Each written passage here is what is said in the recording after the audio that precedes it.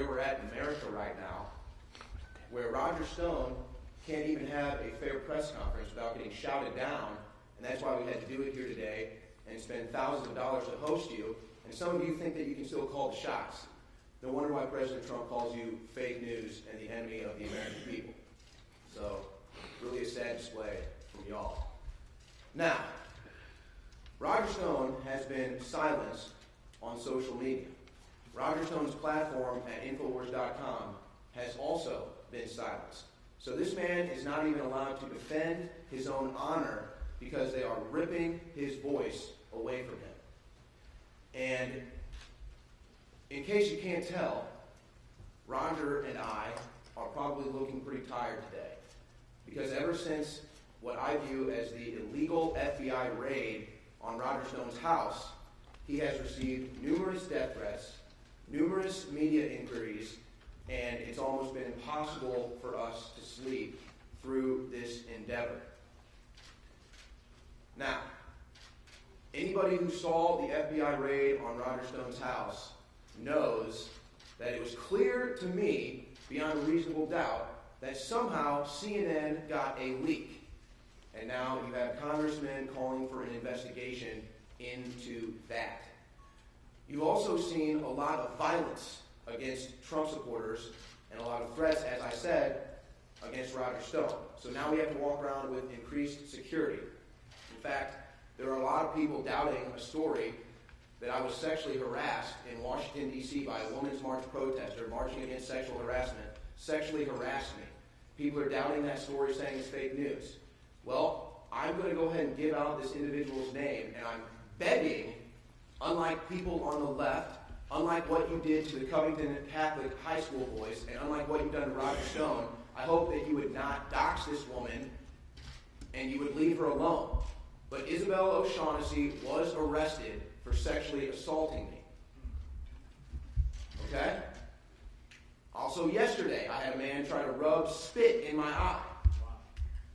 And this is all thanks to the lies in the mainstream media. And now they're trying to destroy an innocent man, Roger Stone. And I am just in a disbelief at how Roger has been able to keep his composure and maintain his energy throughout all of this. Now, I hope that he gets fair treatment here today, unlike what he has received this entire week, and unlike what he has received since this political witch hunt has began against him. Now, again, all of you came out here for one reason. You want the Roger Stone story. But how many of you actually care about an innocent man getting out of the grips of a rogue prosecutor? I'm wondering if any of you do. You were more obsessed with getting your shot than getting the truth out about Roger Stone at a press conference that you didn't pay a dime to be at, and you're begging for Roger to give you any quote all day long.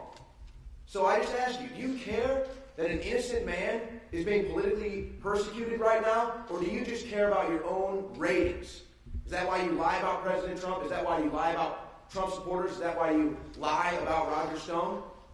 So Roger's going to step up here, and he is going to provide an opening statement, and then we are going to take questions. But I know that some of you had to reach out to your corporate overlords and ask if you're even going to be allowed to air this press conference because there's an InfoWars mic flag sitting on the podium. Well, I hope that triggers you. And I hope that you realize that in media, you should be standing up for free speech, and in America, you should be standing up for justice, not a political persecution against an innocent man where they're trying to destroy his life, and he has to deal with death threats every day. So without further ado, here is Roger Stone. Thank you, Owen. First of all, as a veteran of 50 years in American politics, I understand that you cannot brand every member of the media with the same brush. And therefore, there are honest reporters in this room. There are capable, honest reporters in this room who are just trying to do their job and get the facts. And there are others who do not meet that criteria. So let's be clear. I do not regard the press or the media as the enemy. I regard some members of the press and the media as the enemy. That said, I wanted the opportunity to make a statement outside the courthouse the other day that was obviously physically impossible given the pushing, the shoving, the shouting, the spitting. I felt kind of like Vice President Richard Nixon in Caracas in 1958. I want to say, to begin with, that as I think most of you know, I have pled not guilty to the charges against me. I stress that these are all after-the-fact process crimes, and I am not accused of a Russian collusion. I'm not accused of collaboration with WikiLeaks. I am not accused of conspiracy. There is no evidence or accusation that I knew in advance about the source or content of the WikiLeaks materials, be that allegedly hacked material or allegedly stolen material. The allegation that I was less than truthful to the House Intelligence Committee to cover up what underlying crime. There is no underlying crime, and therefore any honest mistake I made in memory would be both immaterial and lacking intent. I do intend to vigorously contest these charges. I will mount as vigorous a defense as I can. I am heartened that Senator Graham and also some Republican members of the House are looking into the manner in which I was arrested. I think, as most of you know, at 5:50 a.m., 29 federal agents, FBI agents, both men and women, arrived in my home wearing full SWAT gear, night vision goggles, brandishing assault weapons, sidearms, and they had a device that is generally used for battering down a door when somebody refuses to open it. There were 17 vehicles in the front yard, 2 of them armored. There was a helicopter overhead. I live on a canal. There were 2 amphibious units in the water. My house was completely surrounded by armed agents covering every exit. I have no prior criminal record. I'm accused of nonviolent process crimes. I do not own a gun. There was no guns in the house. I'm a strong supporter of the Second Amendment, but I do not own a firearm. I do not own a valid passport, with the caveat that it may have expired within the last 3 days. I don't know because it was seized by the FBI. I was not read my Miranda rights. I was brought out of the house. I was handcuffed. I was standing in the street wearing a Roger Stone Did Nothing Wrong t-shirt. That's what I slept in. You can get those at 1776.shop. The proceeds go to my legal defense fund. Wearing a pair of cut-off sweatpants, no shoes. My wife, who is hearing impaired, was rousted from the house. She was made to stand next to me, wearing a nightgown and barefooted. Oh my God. The agents were professional and they were courteous once I was in custody. I have no complaint about their conduct, but the special counsel's office was well aware of the fact that I was represented. They knew the name and phone number for my lawyers, and it remains an absolute fact that my attorneys learned that I had been arrested from CNN before they had been contacted by the government.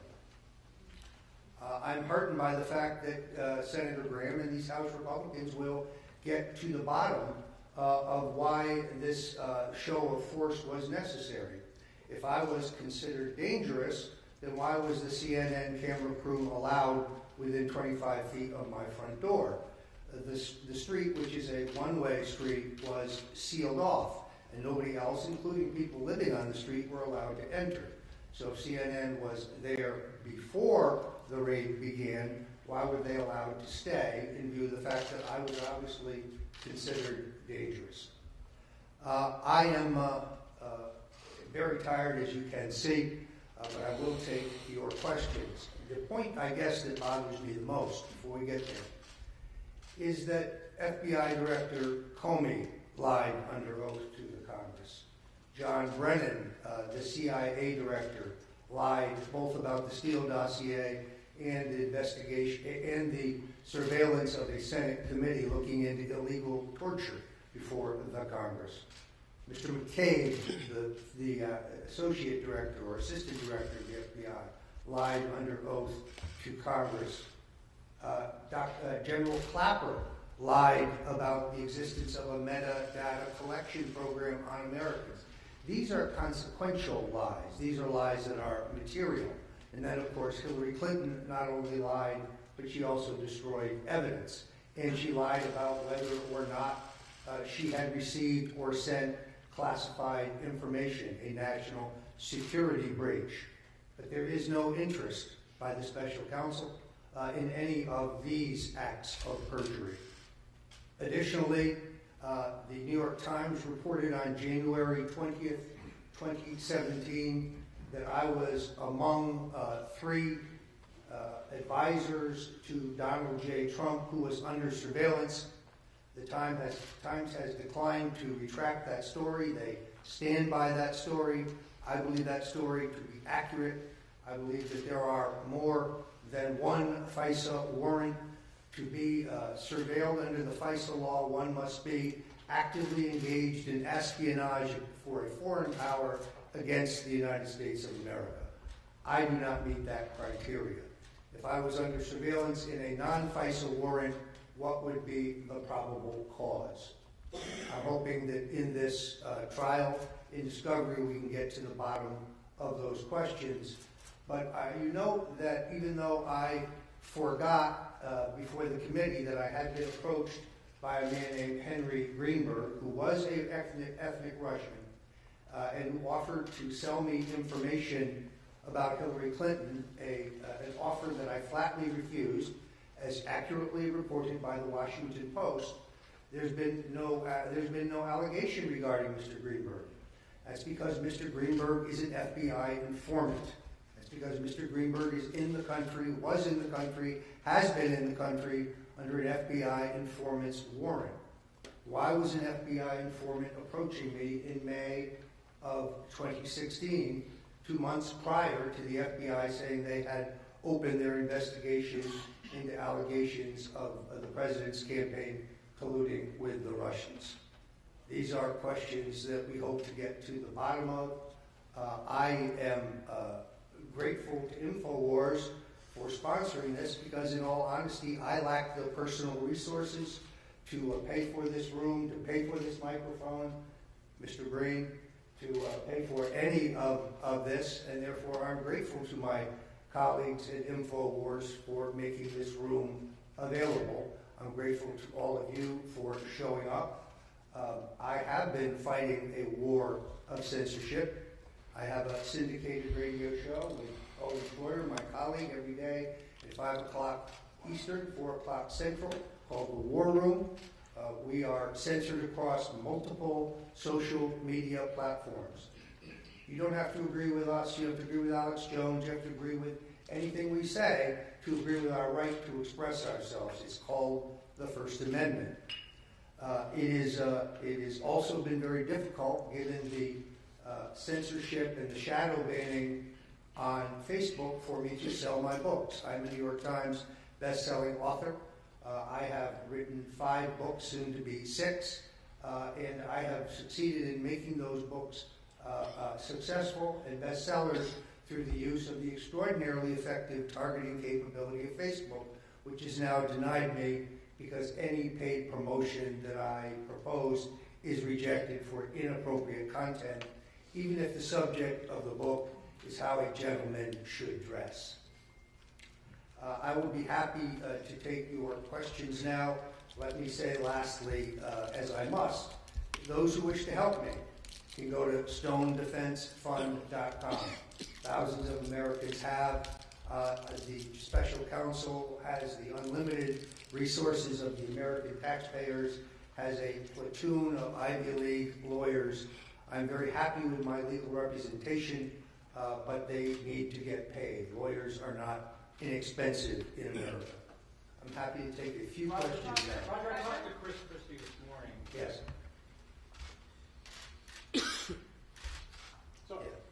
spoke to Chris Christie this morning about the details of the indictment. And Yes. as you know, he's a former prosecutor, Yes. a Republican, and a Trump supporter. Yes. So pretty knowledgeable on this and pretty fair, I would think. He suggests the liability. I asked him what does he think is the strongest liability in the indictment, and he said on the issue of perjury, which you said you either have a faulty memory or it's immaterial. I said maybe that's true, but he said the problem where he really sees it is on the witness tampering, because even if you were joking, if the witness perceives it as intimidation, that's a problem. But the witness also intimidated me. The witness, first of all, perjured himself before the grand jury about being the source of the content and the October release date of the WikiLeaks material. When I released over 30 pages of text messages proving that, very, very few media outlets reported that. They all reported his denials. MSNBC reported them almost in a serial nature, but nobody reported, virtually nobody reported my production of proof. Secondarily, the same man threatened to put a bullet in the head of one of the other exculpatory witnesses before Mr. Mueller's probe. That was reported by the Daily Caller. Additionally, he threatened to have a woman falsely accuse me of sexual assault. So he hasn't been indicted for perjury. He hasn't been indicted for witness intimidation or witness tampering. I also would suggest that any attorney who makes pronunciations about this indictment without reading all 4.5 hours of my testimony to see the questions in context or to see the emails and text messages surrounding those that are highlighted by the government doesn't really understand the situation, and it would be irresponsible to draw conclusions. I'm represented by Bruce Rogow, Grant Smith, Robert Bushell, and Tara Campion. They are excellent attorneys. Mr. Rogow has argued before the U.S. Supreme Court on 11 occasions. He is a noted First Amendment civil and criminal attorney. He believes that this indictment is flawed. Roger, you Yes. actually said you won't bear false witness against the president. Does that mean that you are ruling out cooperating with Robert Mueller? This is a question that I will have to refer to my lawyers ultimately. All I can tell you today is I will tell the truth about any matter that I have knowledge of. I don't possess any knowledge of any wrongdoing by the President of the United States, including Russian collusion. So when I first said I won't testify against the President, some of you said, aha, you see, it's a cover-up. That's not what I'm saying. What I'm saying is I will not make up stories. I will not bear false witness. I will not say things that are not true. I will tell the truth. Have you talked to the president since the race? I have not. You have not talked to him? I have not. Okay, also, the special counsel's latest filing, it says the evidence against you is voluminous and complex. Does that scare you at all? My attorneys have agreed to that. It is so voluminous and complex that a speedy trial is literally impossible. So we stipulated to that in the hearing before the magistrate, and both parties agreed to that. Do you think the hack of the DNC was a good thing for America? I think the hack of the DNC is an accusation that is unproven in any court of law in the United States. It is an assertion, but there is substantial forensic evidence that may never have been hacked at all. So I understand the credibility of those making that charge, but it is unproven in court. What do you think of Alicia Powell of excluded media? So the basis of the premise probe, the Russia probe, what the dossier says is that Donald Trump colluded with Russia to hack the DNC server. That's never been proved by the FBI. Or anyone In else. fact, Donna Brazil said that the DNC destroyed the server, hired a private cybersecurity firm, CrowdStrike, to give the FBI replicas of what was on the server, and that's the basis of the probe. Do you think that the acting attorney general should be looking into why the DNC destroyed its server, which is, like I said, the basis of this whole Russia investigation? Well, we don't know whether they have destroyed their server. We do know I am being sued by the Democratic National Committee, and my attorneys in that action have sent a spoliation letter demanding that the server be maintained and preserved so that it can be inspected, and we can get to the bottom of the question as to whether the DNC was ever hacked at all by anyone. Maybe you should be standing up here with me. Yes? Roger, you well know that any number of defense attorneys would caution their clients against speaking in a situation like by the time your trial happens, months, perhaps even years from now, circumstances will have changed. You may come to regret some things you're now saying. You may come to regret some of the associations such as InfoWars, which you now have. What kind of advice are you getting from your attorneys about this? Why are you speaking like this? Well, first of all, if you've read my book, Stone's Rules, which I highly commend, I believe that in the current atmosphere, when one is accused of wrongdoing and one has no response, either is not available or doesn't comment, there's a presumption of guilt that perhaps is unfair but very real.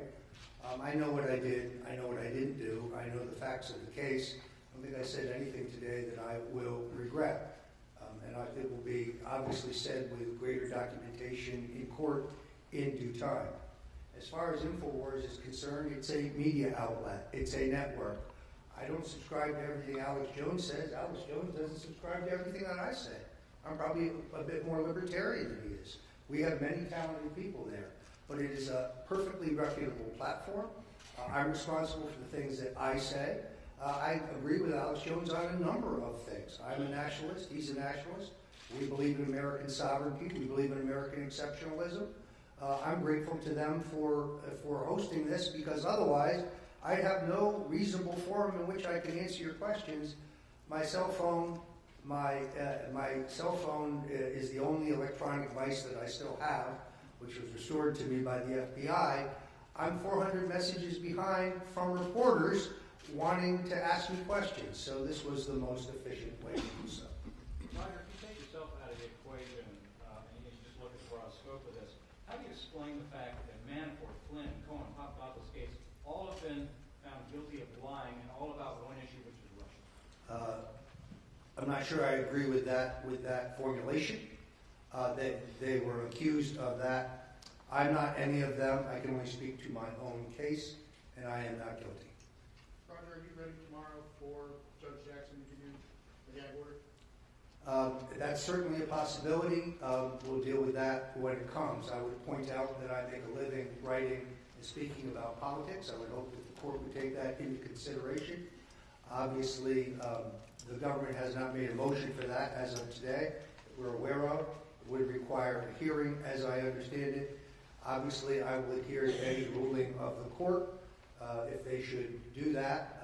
On the other hand, I would also have the right, as I understand it, to appeal. So let's see what happens. Well, it looks like investigators still want to talk to Andrew Miller. Are you prepared for the potential of a superseding indictment? What charges? I'm not aware of any information Mr. Miller has that would be detrimental to me. I have not spoken to Mr. Miller since the time that he was subpoenaed. Mr. Miller did not work for me in 2015 or 2016. He did attend the Republican National Convention. I looked around. I didn't see any Russians. You mentioned in a recent interview Roger Jerome Corsi. Do you think he's going to be indicted? I couldn't speculate. Expanding on Corsi, recently you told me that you were considering a lawsuit against Corsi for defamation in light of him continuing to say things that you would say are false. Actually, I never said I was looking at a lawsuit in defamation. I was looking at the possibility of a lawsuit where you could get a declaration the statement is true or false that is allowed under our law. I think perhaps events have moved beyond that. I'm not going to get down in the gutter with Mr. Corsi. I have already said that a number of things that he said are untrue. I believe that will get proved at trial when the appropriate time comes. Yes? Yes. Mr. Stone, aside from your house being violated, your reputation's been violated. You made a comment about advocating for the pardon of Marcus Garvey, and some of the mainstream media has almost implied that you're racist and that was insincere. And of course I don't agree with that. Would you please clarify your stance? Yeah, this is one of the things that is hurtful, because I think people tend to put you in a box because I'm a Republican. But let me make this point. I have been an advocate for drug law reform for 25 years. I've been an opponent and critic of the 1994 crime bill, in which poor people and African Americans are subject to much harsher mandatory sentences for the possession of rock cocaine than wealthy white people who are in possession of powdered cocaine. President Trump has just fixed that problem in the more recent sentencing reform bill. Secondarily, I know that this is not a popular view, but it's one that I must say. I worked for Richard Nixon. It is Richard Nixon who desegregated the public schools, not Lyndon Johnson, not John F. Kennedy. It is Richard Nixon who gave us affirmative action. I'm one of the few conservatives who's written and spoken in favor of affirmative action. I think it was necessary. It was Richard Nixon who quadrupled law enforcement for civil rights law enforcement. It was Richard Nixon who increased ninefold funding for black colleges. So I have long been very interested in a posthumous pardon for Marcus Garvey, someone that I have read extensively about, someone who is actually one of my political heroes. I believe he was unfairly railroaded by the FBI. So when I was asked, have I asked the president for a pardon, the answer is no. Have I discussed it with anyone who works for the president? The answer is no. The only person I have ever written to the president advocating a pardon for is Marcus Garvey. You said that the Russia probe is a speeding bullet headed towards Donald Trump's head. Can you elaborate what you mean? Yes, I believe the purpose of this probe is to undo the results of the 2016 election. I think it is partisan by nature of the fact that they showed no interest in the Russian collusion by Hillary Clinton, the acceptance, as reported by the New York Times, of $145 million from the Russian-owned energy company at a time when control of 20% of our energy reserves were on the table for a shift of control to the Russian state. I think that's maybe the largest treasonous financial crime in American history. The illegal use of FISA warrants and surveillance, which is an abuse of power using the authority and capability of the state, which dwarfs what happened in Watergate as a constitutional crisis. The illegitimate use of the FBI to infiltrate the Trump campaign. There's no interest in any of these issues. All we keep talking about is non-existent Russian collusion. There's a substantial difference, in my opinion, between Russian collusion, which we have found no evidence of, that would be conspiracy, coordination with the Trump campaign, and Russian meddling, which appeared to me to be ham-handed, underfunded, incompetently done, and was at various times pro-Hillary, anti-Hillary, pro-Bernie, anti-Bernie, pro-Trump, anti-Trump, seeking just to sow the seeds of discontent among Americans. Roger, Alex Jones would like you to address what the president should do in response to the rogue special counsel, and also talk about the Democrat connections to Robert Mueller and the Russians. What Owen speaks to is the fact that the president, in my opinion, should appoint a special counsel to investigate the illicit use of FISA warrants and the illicit infiltration of his campaign by the FBI. He should direct his Attorney General, either the acting Attorney General or his new Attorney General, to do that. He has that authority. I also think he should declassify the documents surrounding the FISA warrants and find out whether there are additional FISA warrants, as I believe they are. And it is well known that Mr. Rosenstein was the U.S. attorney who was aware of bribes by the Russian energy company, but approved the Uranium One deal anyway.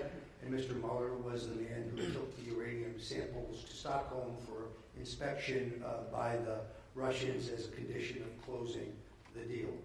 I think these are legitimate issues that should be investigated by the Justice Department. What should the president do about the war on the media?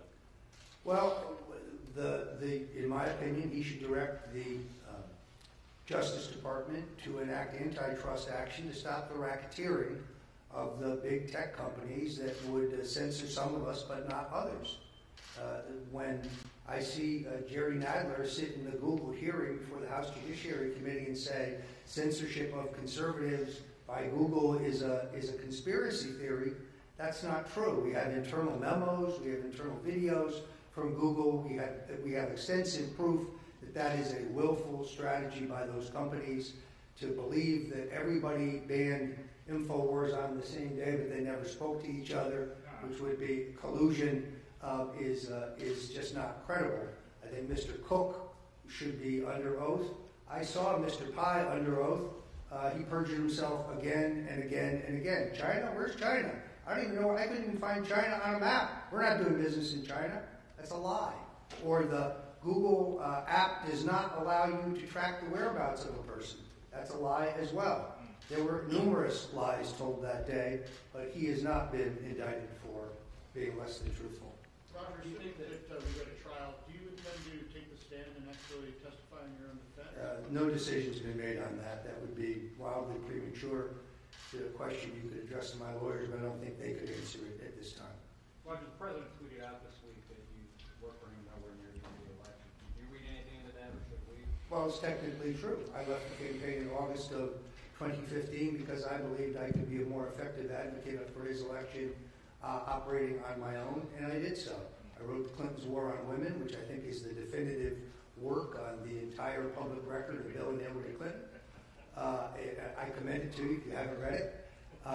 But no, I don't take any reading of that whatsoever. Is there any change in your relationship that you sense with him over a period of months? Well, I think you have to recognize that based on the advice of both his lawyers and my lawyers, we have not spoken in some time. But I have great affection for the president and his family. He attended my wedding right in the Willard Hotel next door. I attended his wedding to Melania, also his wedding to Marla Maples. I've known Melania, the First Lady of the United States, since 1999. She's a wonderful person. I'm a strong supporter of his agenda. I've also been critical. I think we should be out of Syria now. I think we should be out of Afghanistan now. I think we should be out of Iraq now. He ran as a non-interventionist. I believe he actually agrees with me, and I hope that he's moving towards that. But his record on the economy, I think, is extraordinary. Things that we were told could not happen have happened. 500,000 new manufacturing jobs, 4.8 million new jobs, a record stock market, even with some of the corrections. So America is on its way back. I have great affection, and I remain a strong and loyal supporter of the president. Do you think he does for you as well? Because he had a good relationship with Michael Cohen at one point, and then when the legal things got complicated, that's when... I think my situation is quite different. Do you think that Hillary Clinton should be indicted? Anybody who is not asked a question from the media, yes, sir. Are you consider yourself a law and order person, right? I would say, generally speaking, yes. So then, do you not think that what you describe as process offenses should be prosecuted? Or are you saying that they should not be prosecuted? I think process crime has to have intent and materiality. Let's see if that happens. And on the other crimes, let's see if they're even actually true. Yes. Roger, I know you've addressed this a little bit in your past media interviews, but there was a reference in the indictment to the notion of somebody being directed. I think you have sort of speculated as to who that might be. In the distance of time, the last 5 days, do you have any more sense as to what that's a reference to? I have no idea because it's not true. Nobody directed me to do anything nor inquired. I did not coordinate anything with the Trump campaign or with WikiLeaks in terms of their disclosures. I had a tip, which turned out to be a very good one, about the significance and the October timing of the WikiLeaks disclosures. Everything else could be gleaned by setting a Google News alert and reading everything about WikiLeaks and Julian Assange, or watching the WikiLeaks Twitter feed when I was not banned on Twitter. And therefore, my purpose was to hype the disclosures to draw voter and media attention to the ultimate release of material. That's called politics. That's what I do. It hasn't been criminalized in this country, at least not yet. Any more questions from the media? Yes.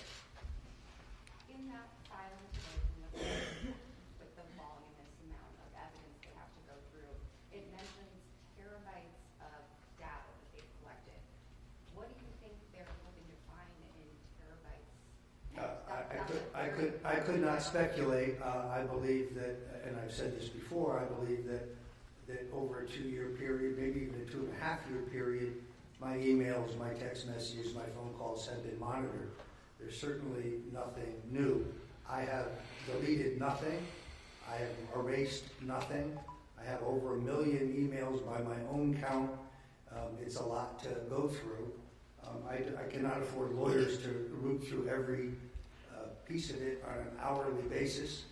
So just the material that I have, not speaking of discovery now, just the material I have is voluminous. But terabytes suggest that this is even more than having 100 emails or so. This is what I'm not knowledgeable enough about the situation to comment. Yes. Just a follow-up on an earlier question. I believe in an interview over the weekend, you indicated you believe the senior campaign official who's directed to contact you about WikiLeaks was Rick Gates. Can you talk about why you think it was Gates and what your interactions were? Well, that would be speculation on my part, but I think the two officials referred to would be Steve Bannon. As most of you know, I wrote a column for the Daily Caller advocating that the president terminate Mr. Bannon. It was picked up by Drudge, and that makes it a big story. And 24 hours later, Mr. Bannon was fired. So he would have a certain animus towards me. The exchange of emails that is cited, which had been previously reported in the New York Times, he asked me a question about a public event, and I responded with two pieces of information that were reported by Politico and The Guardian that very morning. So there was no proprietary information there. Mr. Gates is seeking a reduction in his sentence. I also have no memory of discussing this with him, nor is there any electronic corroboration of that I am aware of. I did not coordinate anything with the Trump campaign pertaining to WikiLeaks. I did follow the story perhaps more closely than anyone else, but virtually every political journalist in the country wanted to know what it was that Julian Assange had. And many of your news organizations have interviewed him. Many others have interviewed him. Contrast this with the operations of the Clinton campaign, money laundering through a law firm to pay for the fabrication of a dossier using Russian assets to do so, but there's no investigation into that. I'm going to limit this to members of the press, if I may. All right, I thank you very much for your time. Owen is going to have a few words of his own. So, in closing, what I hope the American people take away from this, and what I hope the President Donald Trump takes away from this, is that if this can be done to Roger Stone, this can be done to you. If Alex Jones can be silenced, you can be silenced. And why is an innocent man, Roger Stone, being destroyed for allegedly communicating with WikiLeaks that's totally unproven, when CNN's Brian Stelter and Anderson Cooper and others have had live interviews with Julian Assange on air? Ask yourself, is that justice? Is that fair? So, there is a clear and present danger right now in the United States of America. But it's not Donald Trump, it's not Roger Stone, it's not Alex Jones, it's not conservatives. It's a rogue special counsel that is destroying innocent people's lives. It's a Democrat Party that fights for open borders and no voter ID laws and celebrates infanticide. That is a threat to this country. When you're celebrating infanticide and celebrating innocent men being destroyed, you are the problem with this country. So I hope that the President understands how serious this threat is, and they will come after the President and remove a duly elected President if they can do it. And if the American people allow them to do it, then this country is dead. Thank you guys for coming here today. I hope that you will all report the truth. All right, everyone who is with the media, you need to clear out the room right now, break down as quickly as possible. Thank you. Yeah. There's going to be no bird dogging in the hall. Bird dogging? Bird dogging.